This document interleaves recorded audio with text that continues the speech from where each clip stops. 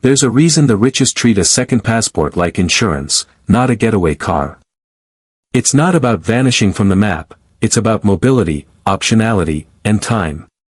Tonight we open the black box, 10 legal programs billionaires actually use, the ballpark prices, the perks people brag about, and the fine print they respect.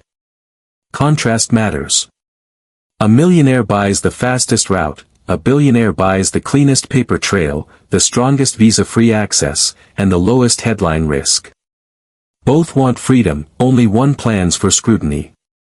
Quick truth before the tour. Second citizenship doesn't erase taxes, court orders, or sanctions. All reputable programs demand background checks, proof of funds, and in-person interviews. If you're on a watch list, the answer is no.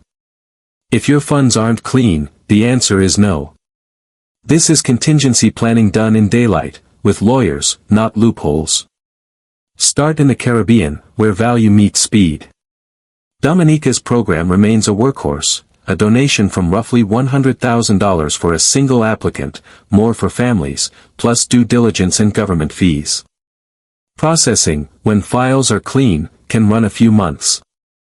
You get strong visa-free access across the Caribbean and much of Europe's Schengen area, though the EU keeps tightening oversight. Billionaires like its predictability. They respect that Dominica quietly raised standards and interviews to keep the travel privileges alive. St. Lucia echoes that calculus with a similar donation floor around $100,000, or a government bond option from about $300,000 held for several years. Real estate routes begin near $200,000 but add project risk and time. Mobility overlaps Dominica's, with small wrinkles that matter at the margins. The contrast here is control. Bonds return your principal later, donations don't, and families often pay more in fees than the headline suggests. St. Kitts Nevis is the granddaddy of the space and recently retooled. The sustainable contribution now starts around $250,000 for a single applicant, with real estate typically from $400,000. It's slower than the old days, interviews are standard, and source of funds audits bite. That's the point. You pay more for durability. If you want the least drama at the airport 5 years from now, you pick the jurisdiction that overcomplies today. Antigua and Barbuda prices headline at about $100,000 via the National Fund for families up to 4, but plan on government, diligence, and agent fees on top, and a light residency requirement over 5 years. Real estate runs roughly $200,000 to $400,000. Millionaires chase the sticker price, billionaires price the lifetime, who will still have visa-free Europe in a decade, and which projects won't get frozen mid-build. Grenada adds a twist many founders want, access to the US E2 investor visa via treaty eligibility. Donation begins near $150,000 for a single applicant, approved real estate options start around $220,000. Processing is measured in months, not weeks, and diligence is real. Mobility is solid, and the E2 path, while never guaranteed, creates a bridge to operate in America without a green card race. That optionality is why Grenada sits high on sophisticated shortlists. Vanuatu once sold speed like no other, donations starting roughly $130,000 to $180,000 depending on route, with aggressive timelines. Then the EU clipped visa-free access and the UK followed. Mobility is now narrower, scrutiny is higher, and many serious buyers stepped back. The lesson is loud: the cheapest, fastest paper often ages the worst.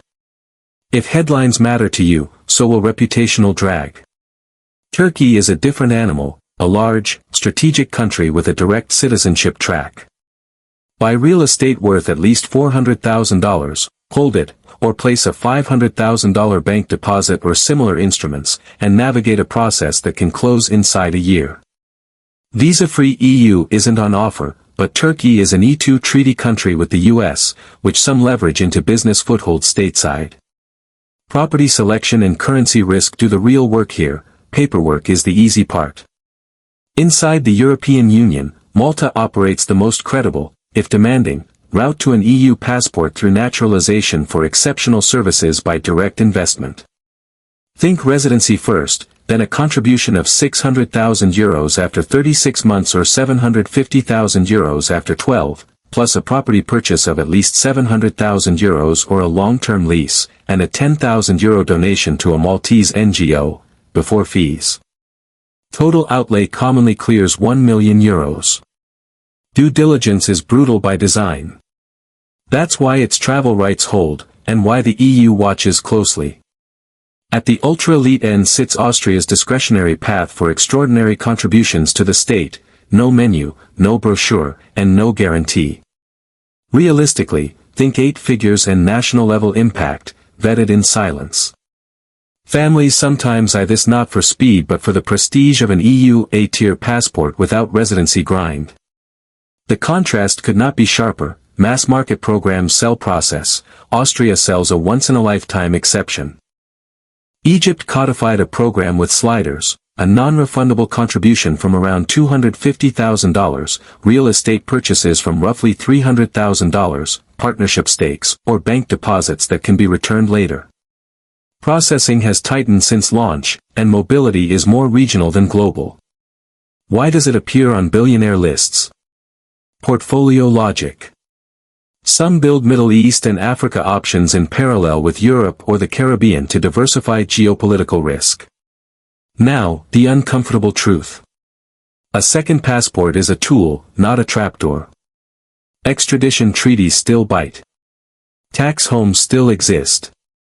Banks still run source of wealth checks.